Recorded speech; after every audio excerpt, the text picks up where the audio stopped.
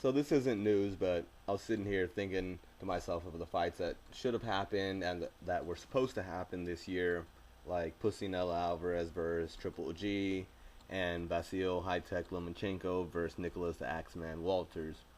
And when thinking about that fight, which I actually did a video for a few months back, you can find it if you want, but somehow along the way, it didn't get made. Rumors came out that the Axeman Walters ended up pricing himself out, or others say that he straight up ducked the fight. Either way, fact is that didn't get made, and Vasil went on to fight Rocky Martinez, got the victory, KO win, as a matter of fact. But when we look back at the Axeman, there's nothing, okay? And when I'm really thinking about it, when is the last time we saw that Nicholas Walters fought? And turns out that he hadn't fought at all this year. Okay, let me say that one more time. The Axeman had 0 fights in 2016.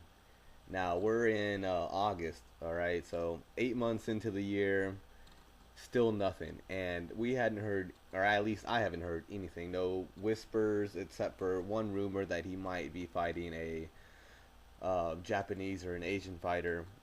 But again, nothing's official. I wouldn't try to find see if that was or in the process of being made. No, just rumors. Nothing is on paper. And the last fight that he had was against Jason Sosa. It went all not 12, but it went the distance in 10 rounds, and he actually got a draw. Before that was the Mariaga fight, which went all 12 rounds, and he did get the decision on that one. But his last two performances have been going the distance. We haven't seen him this year, and I'm wondering. I haven't heard anything else. I don't follow him on social media. I don't even know if he does social media, but I haven't seen any, Ellie Setback. Hey, here's reporting on Nicholas Walters or anyone else report on him. I haven't heard anything. I haven't seen any spottings of this guy. And what I mean is, like when they'll have boxing events, you'll see other boxers show up to watch the fights, whether they're scouting or just there as fans. And you'll see it when they pan through the audience. They'll find someone, and the camera will show in on them. But nothing like that. No spottings of Nicholas Walters. No nothing.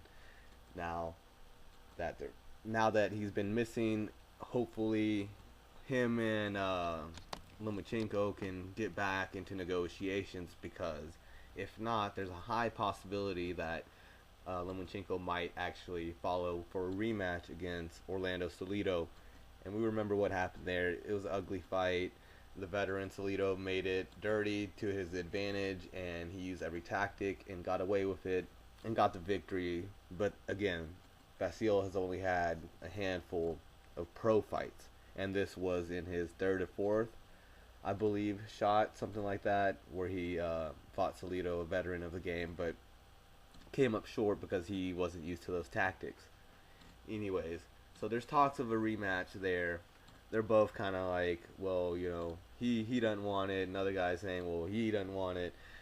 I just saw an interview saying Salido, he's like, yeah, I want it, but the price has got to be right. I'm a well-known fighter, veteran. I've been on HBO so many times that I'm worth more than, the first match.